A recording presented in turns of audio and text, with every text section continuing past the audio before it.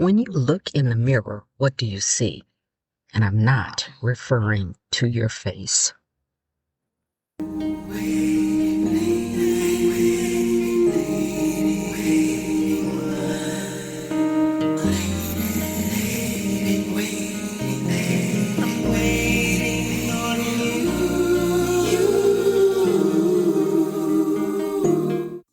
Hi, this is Dr. Anita with another diamond moment.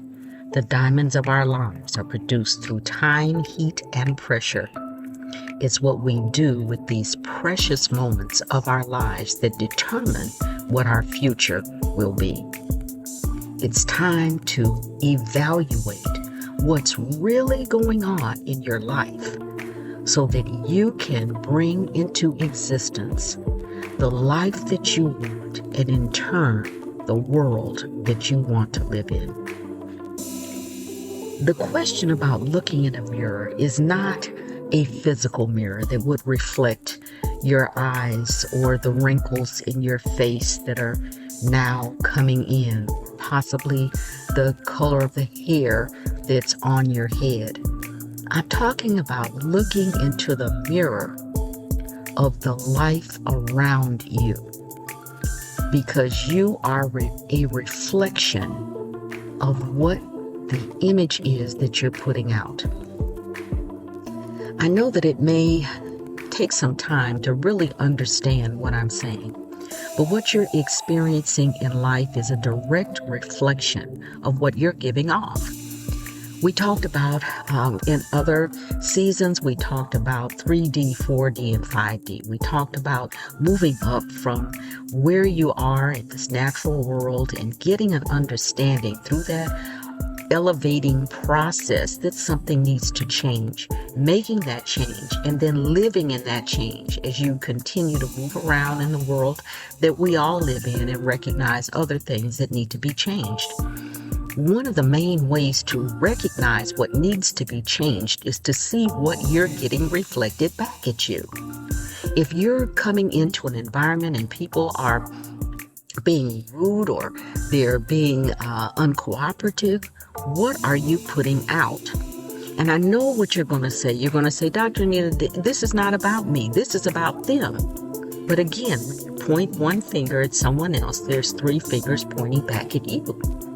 So I want to share with you what I have been experiencing as I've been traveling. And I absolutely have come across some situations that I have not enjoyed. And they have caused me to need to look at myself, because the only common denominator in any of these situations is not the people, it's not the places, it's me. So let me look at myself and find out what I'm projecting, because that is what I'm getting back. And if I am putting out a vibration of fear, of uncertainty, I will receive the product of that fear and that uncertainty. In order to change what I'm putting out, it requires me to go back and say, okay, why is this happening?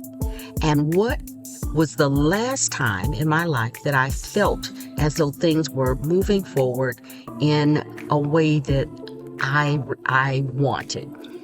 And that required me to get still, to get quiet, and to look around and say, what's going on with you? Not what's wrong with everybody else, but what's going on with you. If you're in a place where you would like to see some substantial changes in your life, it's going to require a change in you, because what you're getting back is a reflection of what you're putting out. I want to encourage you, as we have been doing, to challenge limiting beliefs, to challenge limiting ideas, to realize that to correct where you've been requires sometimes just for you to realize that what you're getting is not what you intended to get. And then look deeply, find out where that hurt or bruise or whatever it is that you are reflecting into the world, where did that come from? And once you understand that, you have the makings to be able to correct any situation in your life. That's why over the weeks, as we've talked about challenging limiting behaviors, as we've talked about raising your vibration. You know, when I was young, the expression, it was a slang expression about your vibe, okay? This, the vibe of the place or your vibe. But then as I have come to understand, your vibe, your vibration is a real thing. It attracts to you what you're seeing, or it reflects back to you what you need to change. No one can change your life but you. We talked about that when we were talking about changing your diet, that no one can lose the weight but you. No one can do anything in your life but you. You are the master of your life, and it's time for you to bring that mastery into the area that you want to be in. If you're not getting back what you want, you must look in the mirror and change yourself. When we are growing up and we are forced to operate under the rules and regulations of maybe our parental household, we're not able to be uniquely who we are because we don't pay rent there, nor do we buy food. And we're kind of caught in doing what someone else wants you to do. But once you grow up, once you have your own household, you have the ability, if you choose to live your life differently. If you're not getting what you need from your life, it's your responsibility to assess what's taking place and to position yourself so that you are receiving what you'd like to get in your life. If you're not, then you have to look deeply into the mirror of the world around you and see what you're reflecting. Now, there's some other ways that you can determine what's really going on inside of you. And that again is by feeling within your body. Where are my tense? Do I have, they call them the 11s on my forehead? Have I frowned so much until I have permanent indentures on my forehead?